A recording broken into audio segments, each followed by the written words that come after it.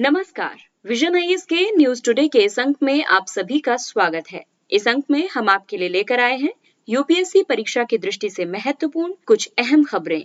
इस अंक के साथ मैं हूं दिव्या तोमर। आइए सबसे पहले बात करते हैं इस अंक की सुर्खियों के बारे में। नीति आयोग और रॉकी माउंटेन इंस्टीट्यूट ने turning around the power distribution sector report प्रकाशित की है। केंद्र सरकार एग्री स्टेक की एक रूपरेखा तैयार करने के लिए India digital ecosystem of agriculture को अंतिम रूप प्रदान कर रही है।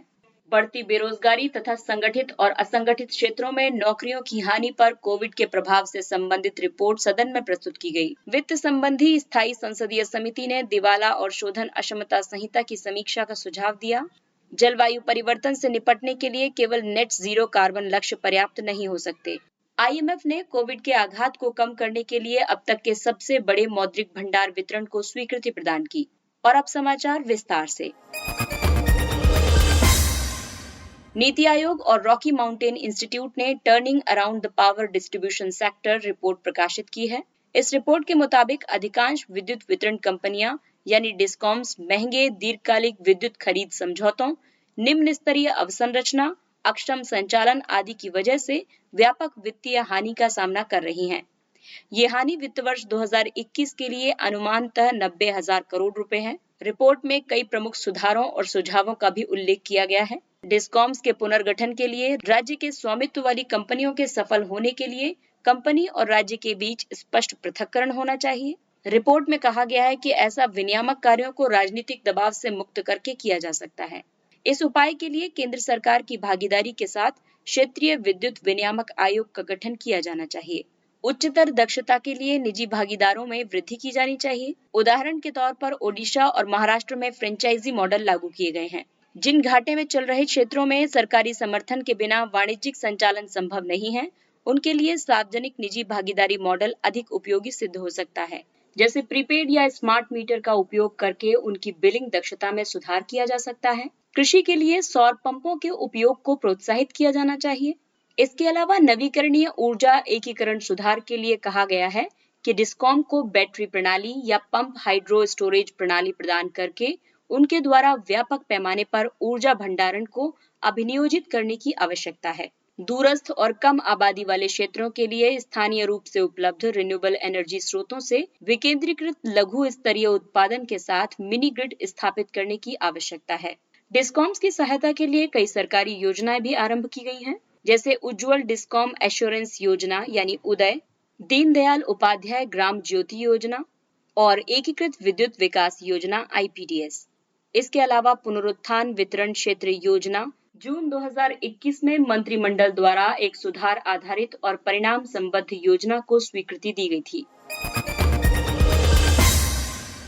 केंद्र सरकार एग्री स्टेक के लिए एक रूपरेखा तैयार करने के लिए India digital ecosystem of agriculture यानी आइडिया को अंतिम रूप प्रदान कर रही है। कृषि सहकारिता और किसान कल्याण विभाग द्वारा India digital ecosystem of agriculture पर एक संकल्पना पत्र पहले ही कई उद्देश्यों के लिए जारी किया जा चुका है। इसके उद्देश्यों में शामिल है एक राष्ट्रीय डिजिटल कृषि पारिस्थितिकी तंत्र का निर्माण करना, भारतीय कृषि क्षेत्र को दक्षता और उत्पादकता के उच्च स्तरों तक ले जाना, किसानों के कल्याण और आय में सुधार करना। आइडिया को अंतिम रूप देने से एग्री स्टेक के लिए संरचना विकसित करने में सहायता मिलेगी। ये संरचना किसानों और कृषि क्षेत्र पर केंद्रित प्रौद्योगिकियों एवं डिजिटल डेटाबेस का एक संग्रह होगी। इसके अंतर्गत एक ही तकनीकी मंच पर एकीकृत फार्म स्टेक और क्रॉप स्टेक आदि को शामिल किया जा सकता है। एग्री स्टेक के काफी लाभ होंगे, क्योंकि इससे सही समय पर सही जानकारी तक पहुंच और नवोन्मेषी सेवाओं के माध्यम से किसानों को उच्च आय एवं बेहतर लाभ प्राप्त करने में सक्षम बनाया जा सकेगा। भूमि, जल, बीज, उर्वरक, कीटनाशक और कृषि मशीनीकरण सहित संसाधनों के उपयोग संबंधी दक्षता में वृद्धि होगी। कृषि केंद्रित अभिनव समाधान के निर्माण में सहायता प्राप्त होगी, जिसमें शामिल है फसल बीमा उत्पाद, वित्तीय सहायता आदि। हालांकि एग्री स्टेक से संबंधित चिंताएं भी मौजूद हैं, जैसे कि डेटा सुरक्षा, डिजिटल पहुंच और साक्षरता की कमी, निकास संबंधी त्रुटियां आदि।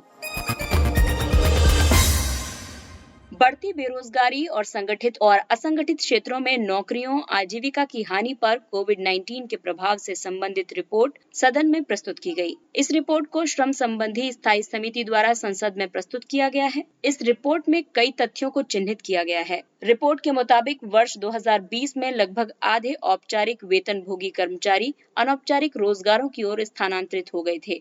मार्च 2020 तक बेरोजगारी की कुल 8.4% से बढ़कर 23.8% हो गई थी।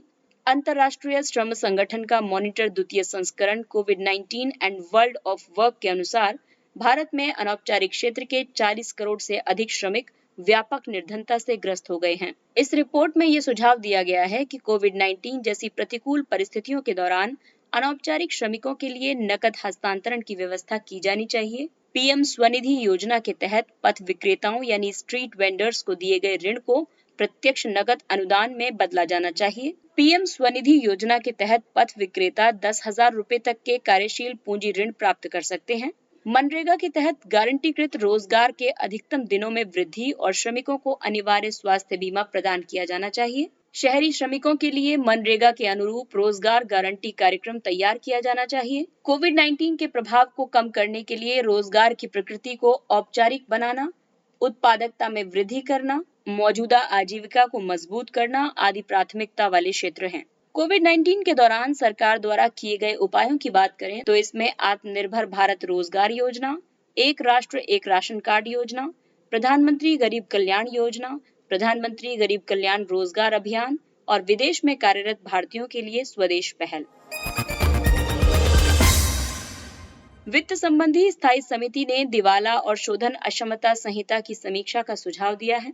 वित्त संबंधी स्थायी संसदीय समिति के अनुसार दिवाला और शोधन अक्षमता संहिता आईबीसी तनावग्रस्त कंपनियों को त्वरित समाधान विकल्प प्रस्तुत करने और लेनदार के अधिकारों की रक्षा करने के मूल उद्देश्य से विचलित हो गई है। पार्लियामेंट्री स्टैंडिंग कमेटी ने 95% तक हेयर कट के साथ वसूली दरों को रेखांकित किया है। हेयर कट मतलब मूल कीमत में कटौती। राष्ट्रीय कंपनी विधि अधिकरण यानी एनसीएलटी के समक्ष 71% से अधिक मामले आईबीसी द्वारा अधिदेशित 180 दिनों की अवधि से अधिक समय से लंबित हैं। इससे इन मामलों के समाधान की प्रक्रिया में देरी हो रही है। पार्लियामेंट्री स्टैंडिंग कमेटी ने कुछ मुद्दों को चिन्हित किया है, जैसे नए स्नातकों को दिवाला पेशेवर समाधानकर्ता के रूप में नियुक्त किए जाने और व्यापक तथा जटिल निगमों के मामलों को संभालने में उनकी योग्यता पर आशंकाएं व्यक्त की गई हैं। एनसीएलटी द्वारा मामलों को स्वीकार करने और समाधान योजनाओं को स्वीकृति प्रदान करने की अत्यंत मंद गति दिवाला समाधान में देरी का मुख्य कारण है। इसमें यह भी कहा गया है कि एनसीएलटी के लिए स्वीकृत कार्यबल में 50% से अधिक रिक्तियां हैं।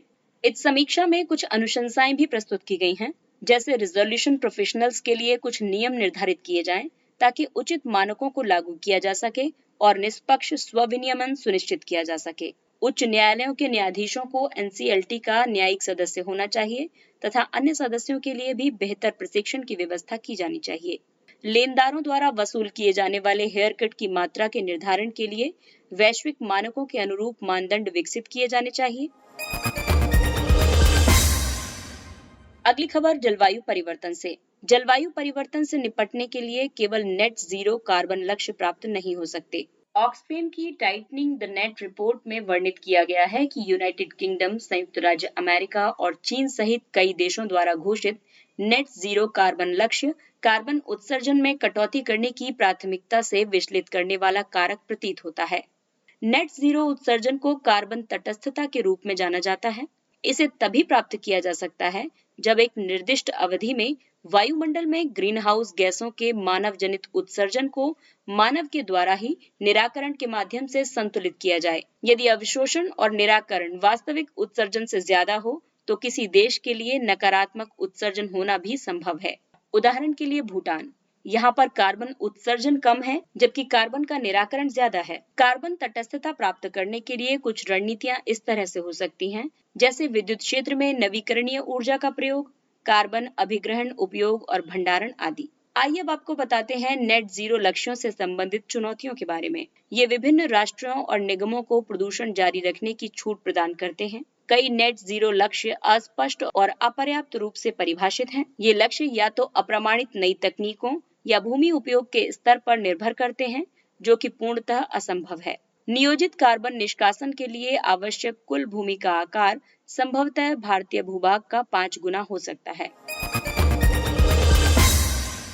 अगली खबर आईएमएफ से। अंतर्राष्ट्रीय मुद्रा कोष ने कोविड के आघात को कम करने के लिए अब तक के सबसे बड़े मौद्रिक भंडार वितरण को स्वीकृति प्रदान की है। अंतर्राष्ट्रीय मुद्रा कोष ने सदस्य देशों के लिए $650 बिलियन के आईएमएफ विशेष आहरण अधिकार यानी एसडीआर के आवंटन को स्वीकृति प्रदान की है।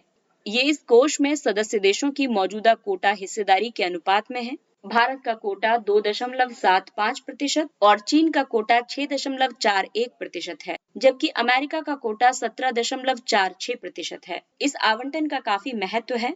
इससे सभी सदस्य देशों को लाभ होगा। इससे भंडार की दीर्घकालिक वैश्विक आवश्यकता की पूर्ति की जा सकेगी। साथ ही विश्वास का निर्माण होगा और वैश्विक अर्थव्यवस्था के लचीलेपन एवं स्थिरता में वृद्धि संभव हो सकेगी। ये आवंटन सबसे सुभेद्य देशों को कोविड-19 संकट के प्रभाव से निपटने में मदद करेगा। विशेष आहरण अधिकार के बारे में बात करें तो ये एक अंतर्राष्ट्रीय आरक्षित संपत्ति है। इसे आईएमएफ द्वारा वर्ष 1969 में अपने सदस्य देशों के आधिकारिक भंडार के पूरक के रूप में निर्मित किया गया था। एसडीआर का मूल्य 5 मुद्राओं द्वारा निर्धारित किया जाता है, जिसमें शामिल है अमेरिकी डॉलर, यूरो, चीनी रेनमिनबी, जापानी येन और ब्रिटिश पाउंड स्टर्लिंग। ये न तो मुद्रा है और न ही आईएमएफ पर किसी प्रकार का दावा। ये आईएमएफ सदस्यों की स्वतंत्र रूप से प्रयोज्य मुद्राओं पर एक संभावित दावा है। इन मुद्राओं के लिए एसडीआर का आदान प्रदान किया जा सकता है। आईएमएफ के सदस्य देशों की मतदान शक्ति प्रत्यक्ष रूप से उनके कोटे से संबंधित है। आइए अब बात करते हैं कुछ अन्य महत्वपूर्ण सुर्खियों की। सबकी योजना सबका विकास। सबकी योजना सबका विकास ग्राम पंचायत विकास योजनाओं को व्यापक और सहभागी बनाने के लिए एक जन योजना अभियान है।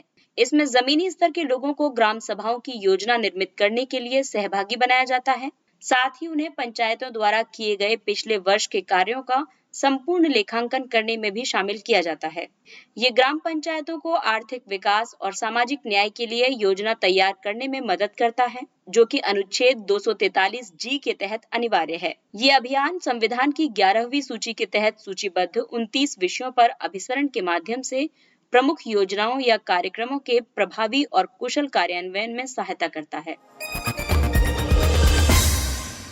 भारतीय रिजर्व बैंक ने भुगतान प्रणाली ऑपरेटरों के लिए रूपरेखा जारी की। इस रूपरेखा को संदाय और निपटान प्रणाली अधिनियम 2007 के प्रावधानों के तहत जारी किया गया है।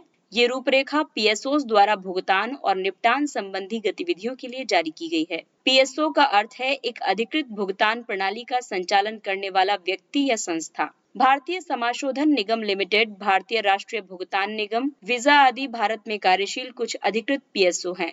ये रूपरेखा भुगतान और निपटान संबंधी गतिविधियों की आउटसोर्सिंग में व्याप्त जोखिमों के प्रबंधन के लिए न्यूनतम मानक लागू करती है। इससे पहले भारतीय रिजर्व बैंक ने भुगतान प्रणाली ऑपरेटरों को आरटीजीएस और एनईएफटी जैसी केंद्रीकृत भुगतान प्रणालियों की प्रत्यक्ष सदस्यता प्राप्त करने की भी अनुमति प्रदान की थी। भुगतान बैंक। भारतीय प्रतिभूति और विनिमय बोर्ड सेबी ने भुगतान बैंकों को निवेश बैंकर के रूप में कार्य करने की अनुमति प्रदान की है। एक निवेश बैंकर मुख्य रूप से निगमों, सरकारों या अन्य संस्थाओं जैसे गोल्डमैन सैक्स, मॉर्गन स्टैनली आदि के लिए पूंजी जुटाने के कार्य से संबंधित होता है। भुगतान बैंकों के बारे में नचिकेत मोर समिति द्वारा ये सुझाव दिया गया है कि भुगतान बैंक एक ऐसा बैंक होता है जो बिना किसी क्रेडिट जोखिम के लघु पैमाने पर कार्य करता है। ये बैंक ऋण अग्रिम या क्रेडिट कार्ड जारी नहीं करता। ये 1 लाख रुपए तक की मांग जमा स्वीकार कर सकते हैं। साथ ही ये प्रेषण सेवाएं, मोबाइल आधारित भुगतान, स्थानांतरण या खरीद या अन्य बैंकिंग सेवाएं प्रदान कर सकते हैं। फ्लेक्स ईंधन वाहन FFVs। सड़क परिवहन और राजमार्ग मंत्री ने वाहन निर्माताओं से 1 वर्ष के भीतर FFVs को प्रस्तुत करने का आग्रह किया है। FFV वाहनों का एक संशोधित संस्करण है। इसे इथेनॉल मिश्रणों के विभिन्न स्तरों के साथ गैसोलीन और मिश्रित पेट्रोल दोनों पर चलाया जा सकता है। भारत की वर्ष 2025 तक 20% इथेनॉल सम्मिश्रण प्राप्त करने की योजना है। FFV के लाभ ये होंगे कि ये जैव ईंधन का उपयोग करने का विकल्प प्रदान करता है, जो पेट्रोल से बेहतर है। ये अधिशेष खाद्यान्न आदि की भी समस्या का समाधान करता है। फसल उत्पादन पूर्वानुमान के लिए आधुनिक तकनीक का प्रयोग। कृषि और किसान कल्याण मंत्रालय फसल उत्पादन पूर्वानुमान के लिए विभिन्न परियोजनाओं का वित्त पोषण कर रहा है, जिसमें शामिल है 9 फसलों के लिए फसल योजना। फसल यानी अंतरिक्ष, कृषि, मौसम विज्ञान और भूमि आधारित अवलोकनों का उपयोग कर कृषि उत्पादन का पूर्वानुमान योजना। इसके तहत चावल, गेहूं, तूर, रबी, दलहन, रेपसीड और सरसों, रबी, ज्वार, कपास, जूट और गन्ना शामिल है। आलू, प्याज, टमाटर, मिर्च, आम, केला और खट्टे फलों के लिए चमन यानी coordinated horticulture assessment and management using geo informatics, अर्थात भू सूचना विज्ञान का उपयोग करके समन्वित बागवानी मूल्यांकन और प्रबंधन योजना। फसलों के अनुमान में उपग्रह प्रौद्योगिकी की भूमिका के मूल्यांकन के लिए किसान परियोजना। इसके अलावा सूखे के आकलन के लिए भी उपग्रह आधारित सूचकांकों का उपयोग किया जाता है। ड्रैगन फ्रूट यानी कमलम। गुजरात और पश्चिम बंगाल के किसानों द्वारा उगाए गए ड्रैगन फ्रूट पहली बार यूनाइटेड किंगडम और बहरीन को निर्यात किए गए। ड्रैगन फ्रूट, जिसे भारत में कमलम के नाम से भी जाना जाता है, कैक्टसी कुल से संबंधित एक उष्णकटिबंधीय फल है। ये मूलतः मध्य अमेरिका की प्रजाति है। ये फाइबर, विटामिन, खनिज और एंटीऑक्सीडेंट से समृद्ध होता है। इसकी 3 मुख्य किस्में हैं: गुलाबी छिलके वाला श्वेत गूदा युक्त, गुलाबी छिलके वाला लाल गूदा युक्त और पीले छिलके वाला श्वेत गूदा युक्त फल। मानव हाथी संघर्ष। भारत के 14 प्रमुख हाथी आबादी वाले राज्यों के 30 हाथी रिजर्व में लगभग 27,000 एशियाई हाथी पर्यावसित हैं। अधिवासों के नष्ट होने की वजह से वर्ष 2018 और वर्ष 2020 के दौरान मानव हाथी संघर्ष की घटनाओं में 1401 व्यक्तियों और 301 हाथियों के प्राणों की क्षति हुई है। इन संघर्षों को कम करने के लिए कई उपाय किए गए हैं, जैसे हाथी परियोजना आरंभ की गई है। राज्यों या संघ शासित प्रदेशों द्वारा दिशा निर्देश जारी किए गए हैं। उदाहरण के लिए तमिलनाडु सरकार के दिशा निर्देश बाधाओं का निर्माण यानी एलिफेंट प्रूफ ट्रेंच, विद्युत के तारों का समय समय पर निरीक्षण आदि। हाल ही में छत्तीसगढ़ सरकार ने धान के ढेर को गांव के बाहर अलग से रखने की एक प्रायोगिक परियोजना आरंभ की है, ताकि मानव हाथी संघर्ष को रोका जा सके। राष्ट्रीय बाल श्रम परियोजना। वर्ष 2020-21 में इस परियोजना के तहत संपूर्ण भारत में 58,000 से अधिक बच्चों को श्रम में लिप्त होने से बचाकर उनका पुनर्वास किया गया और उन्हें मुख्य धारा में लाया गया। बाल श्रम से बचाए गए बच्चों को औपचारिक शिक्षा के मुख्य धारा में लाने के लिए NCLP एक केंद्रीय क्षेत्र की योजना है। 9 से 14 वर्ष के आयु वर्ग के बच्चों को श्रम से मुक्त कराकर NCLP के विशेष प्रशिक्षण केंद्रों के सुपुर्द कर दिया जाता है। यहाँ उन्हें सेतु शिक्षा, व्यावसायिक प्रशिक्षण आदि प्रदान किया जाता है। जिला स्तर पर इस परियोजना के कार्यान्वयन की निगरानी के लिए कलेक्टर या जिला मजिस्ट्रेट के अधीन जिला परियोजना समिति यानी DPS स्थापित की जाती है। गोपालपुर का विरासत तटीय पत्तन। INS खंजर गोपालपुर के विरासत तटीय पत्तन पर रुकने या ठहरने वाला भारतीय नौसेना का पहला पोत बन गया है। गोपालपुर गहरा समुद्री पत्तन है जो भारत के पूर्वी तट पर ओडिशा राज्य में स्थित है। पारादीप और विशाखापत्तनम पत्तनों के बीच स्थित गोपालपुर उत्कृष्ट रेल और सड़क संपर्क प्रदान करता है। ये सुंदरगढ़ और बलांगीर के बॉक्साइट समृद्ध क्षेत्रों और मध्य ओडिशा के स्टील क्लस्टर और इब घाटी तथा तलचर के कोयला क्षेत्र आदि के पास अवस्थित है। इसके साथ ही ये अंक समाप्त होता है। अगले अंक में फिर मुलाकात होगी कुछ अन्य महत्वपूर्ण खबरों के साथ। तब तक अपना ख्याल रखिए, सुरक्षित दूरी बनाए रखिए, मास्क पहनिए, हाथ और मुंह साफ रखिए और बेहद आवश्यक होने पर ही घर से बाहर निकलिए और टीकाकरण अवश्य करवाइए। और अब हमें यानी विजन IAS की पूरी टीम को दीजिए इजाजत। नमस्कार।